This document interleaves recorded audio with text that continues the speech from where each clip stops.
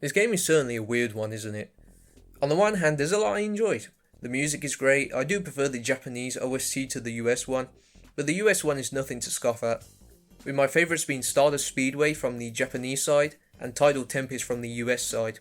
The themes are quite creative too, and the pixel artwork is superb, especially for the time. The music and theming help give this game its own identity, something only this game can replicate.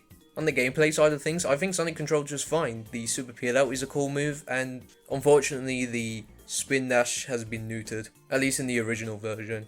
The levels can be enjoyable, and the special stages aren't too bad either. Not great, but miles better than Sonic 1 and 2's. You can even retry them as many times as you like. The time travel gimmick of the game is a neat idea. It's always a treat warping to a new time period and seeing how different the level looks and sounds. The version I played was the Christian Whitehead version, and this specific version of the game makes it all look nice, adds new tweaks here and there, a nice new menu, as well as a playable Tails, time attack, achievements, choosing which OST to play, and more. Now for the bad stuff. First off, travelling through time can be a pain. For the most part, I didn't have too much of a hard time building up speed for the past, but there are some levels where you'll definitely have a bit of trouble, and it doesn't help how the future signposts are everywhere, meaning it's easy to end up in the future by accident. Same goes for finding the generators and holograms. Some are fun to find, but others you'll definitely need a guide. Now I did say earlier the level design can be good, but it does seem to constantly flip-flop depending on what you're doing throughout the level. Though there are some design choices that are persistent no matter what you're doing in the level. Mainly often, the game is filled with things that will fling you, bounce you, crush you, launch you, and so on. Let me break it down. For Sonic CD, I like to categorize the levels into 3 types.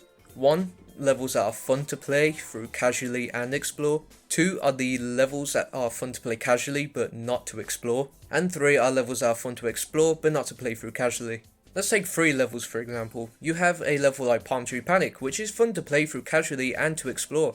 And by explore I mean, finding the generators and holograms. And by casually I mean just getting to the end of the stage. Then there's a stage like Stardust Speedway, which is fun enough to play through casually, but exploring it is a pain, due to the level design clearly not being built for it. And lastly, there's a stage like Quartz Quadrant,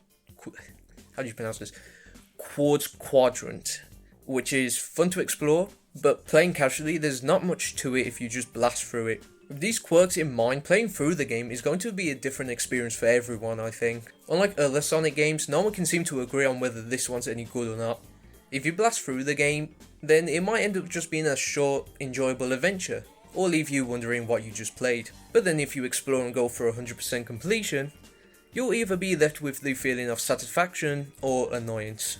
It was weird for me. I was going after all the achievements and ended up doing 2 playthroughs, both 100%, and in my first playthrough, I had a good time.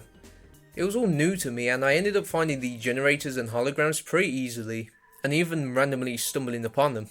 Though that might be due to just being flung in the right place at the right time.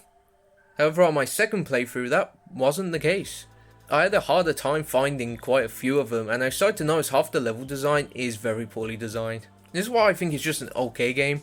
I can't exactly pinpoint what I think. At the end of the day, Sonic CD can be a fun time. It has a lot of things I enjoy, but also a lot of finicky stuff that bogs it down. I do recommend it, but only if you're a Sonic fan or just curious.